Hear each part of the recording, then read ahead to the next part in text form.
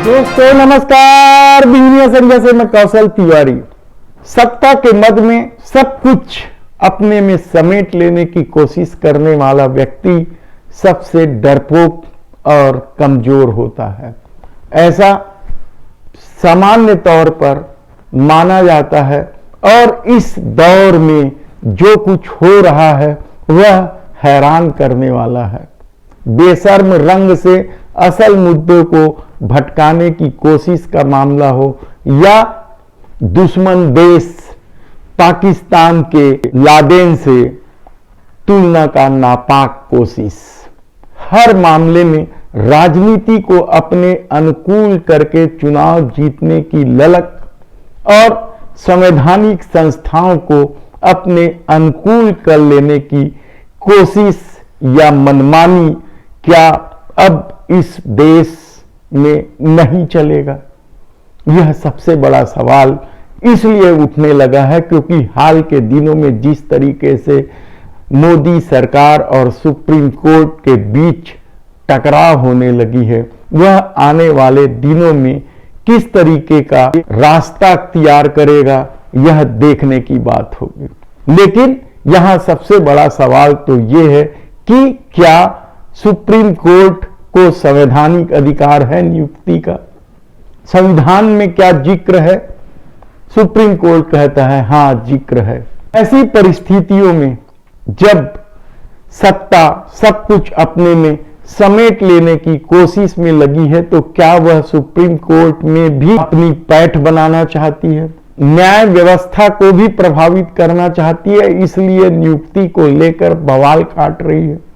सवाल इसलिए महत्वपूर्ण है क्योंकि इस दौर में लोगों ने देखा है कि किस तरीके से सत्ता ने संवैधानिक संस्थाओं का दुरुपयोग किया है, अपने अनुकूल बनाने की कोशिश की है।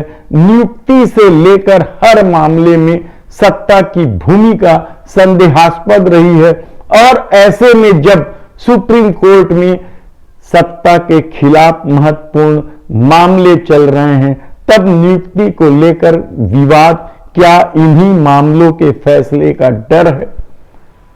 आखिर मोदी सरकार इतनी डरी हुई क्यों है? यह समझने के लिए आपको सुप्रीम कोर्ट में दायर उन याचिकाओं पर नजर डालनी होगी। एक मामला है नोटबंदी का, जिसे मोदी सरकार टालना चाहती थी, लेकिन सुप्रीम कोर्ट ने साफ कर दिया कि इस मामले में पूरा देश परेशान हुआ है। इस देश की आर्थिक स्थिति पर भी नोटबंदी का प्रभाव पड़ा है। 150 लोग मारे जा चुके हैं और इस मामले की जानकारी लोगों तक पहुंचना जरूरी है।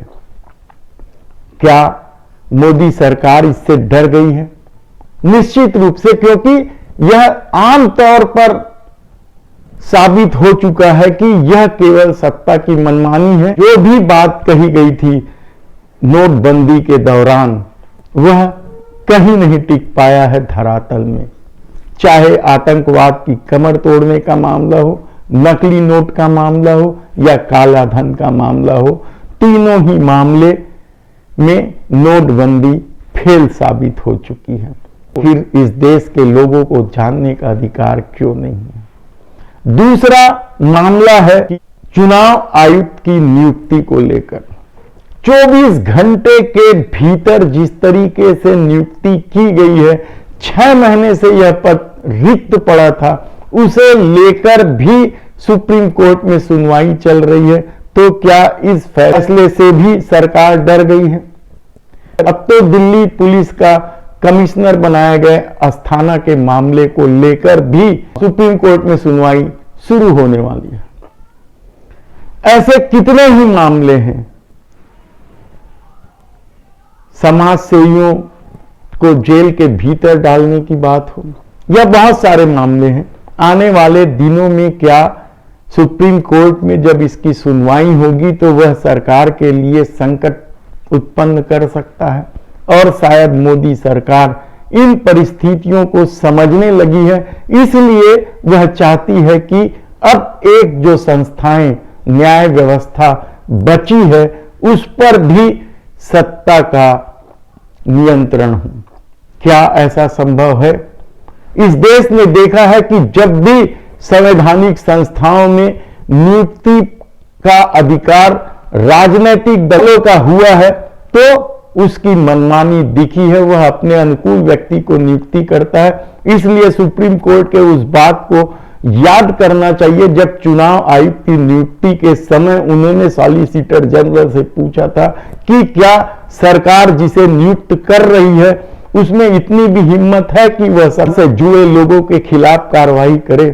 यह सबसे बड़ा सवाल है और यहीं से शुरू होता है सुप्रीम कोर्ट में नियंत्रण की कोशिश। यह भयावह है इस देश के लिए, क्योंकि हाल के सालों में जिस तरीके की रीति नीति पर मोदी सत्ता चल रही है और संवैधानिक संस्थाओं के दुरुपयोग को लेकर जिस तरीके की बात आम लोग महसूस करने लगे हैं, ऐसी परिस्थितियों में सुप्रीम कोर्ट में भी यदि सत्ता के दम पर नियुक्ति होने लगी, बहुमत के दम पर नियुक्ति होने लगी, तो फिर न्याय व्यवस्था का क्या होगा?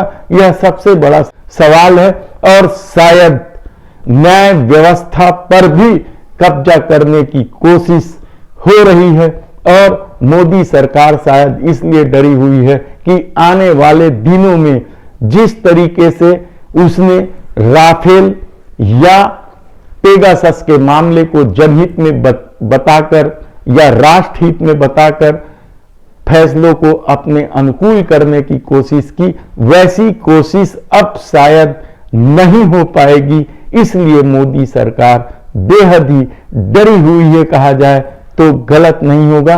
देखना है कि यह टकराव कहां तक जाती है और इस पर क्या निर्णय होता है। लेकिन यकीन मानिए कि जिस दिन भी न्याय व्यवस्था में सरकारी नियंत्रण होगा, नियुक्तियां सरकार करेगी, उस दिन न्याय व्यवस्था पर भी सवाल उठने शुरू हो जाएंगे। धन्यवाद।